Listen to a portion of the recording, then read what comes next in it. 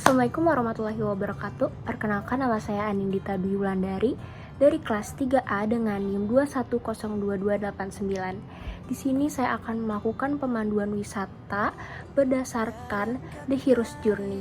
Dan kali ini saya akan membawakan tokoh yang bernama Pak Chairul Tanjung. Suksesan adalah sesuatu yang harus diperjuangkan. Tidak ada kesuksesan yang turun dari langit diberikan. Itu nggak ada. Masa kecil Pak Chairul Tanjung ini sangat jauh dari gelimangan harta. Ayahnya dulu bekerja sebagai wartawan media cetak pada era Orde Lama. Nah, kondisi keuangannya ini pun semakin buruk ketika perusahaan tempat ayahnya bekerja ini ditutup oleh pemerintah saat itu. Keadaan ekonomi keluarga Pak Chairul Tanjung ini yang susah membuat mereka harus menjual rumahnya untuk memenuhi kebutuhan hidupnya, dan mereka pun akhirnya tinggal di sebuah losmen kecil dan sesak. Tetapi dari tekanan tersebut tidak membuat semangatnya menurun. Nah, Pak Chairul Tanjung ini telah memulai bisnisnya itu sejak di bangku kuliah. Pak Chairul Tanjung ini berkuliah di Fakultas Kedokteran Gigi Universitas Indonesia. Nah, seperti yang kita tahu, biaya kuliah di FKG UI ini sangat mahal. Nah, jadi Pak Chairul Tanjung ini bagaimana caranya beliau bekerja keras untuk mencari pundi-pundi uang untuk membiayai kuliahnya sendiri. Beliau jualan, mulai dari jualan kaos, mulai dari jualan stiker, buku, dan juga sempat membuka jasa fotokopi. Jadi ada sebuah gedung yang terbengkalai di UI. Nah, beliau jadikan itu sebagai tempat usaha fotokopinya. Dan juga beliau pernah berjualan alat-alat laboratorium dan juga alat-alat kedokteran. Nah, mulai dari situlah naluri kewirausahaannya ini muncul gitu. Pak Chairul Tanjung ini bangga banget karena bisa menempuh karir yang berbeda gitu di bangku kuliahnya ini. Nah, selepas lulus kuliah, Pak Chairul Tanjung ini membuka lagi bisnisnya, kali ini bersama 3 orang rekannya.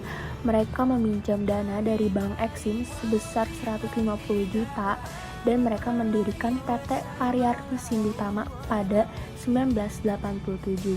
Mereka memproduksi sepatu anak-anak dan berhasil mendapatkan pemesanan sebanyak 160.000 pasang sepatu yang untuk diekspor ke Italia. Nah, sukses dengan bisnisnya itu, Pak Chairul Tanjung ini mulai yakin dengan kewirausahaannya.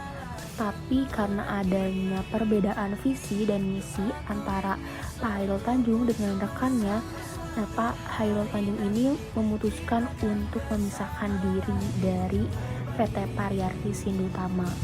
Nah, pada tahun 1987, Pak Chairul Tanjung ini kembali membuka bisnisnya sendiri yang bernama Para Group yang kini berubah menjadi City Corp. Nah, karena telah memiliki jaringan yang cukup luas, bisnis ini berkembang dengan sangat cepat. Bahkan perusahaan ini mampu membeli Bank Karman pada tahun 1996 dan berganti namanya sekarang menjadi Bank Mega. Lalu Pak Chairul Tanjung juga membuka bisnis Bandung Supermall. Lalu Pak Chairul Tanjung juga membeli Bank Tugu yang sekarang berganti menjadi Bank Mega Syariah, yang pada akhirnya bank tersebut bisa membeli saham di Bursa Efek Jakarta, sehingga bank tersebut menjadi tulang punggung dari perusahaan-perusahaannya Pak Chairul Tanjung ini. Sampai akhirnya Pak Chairul Tanjung masuk ke dalam 10 kategori orang terkaya di Indonesia menurut majalah Forbes di tahun 2017. Ia bahkan menduduki posisi ke-6 dari 286 orang terkaya di Indonesia. Kekayaan Chairul Tanjung ini diperkirakan sebanyak 4,9 miliar dolar atau 65,3 triliun rupiah.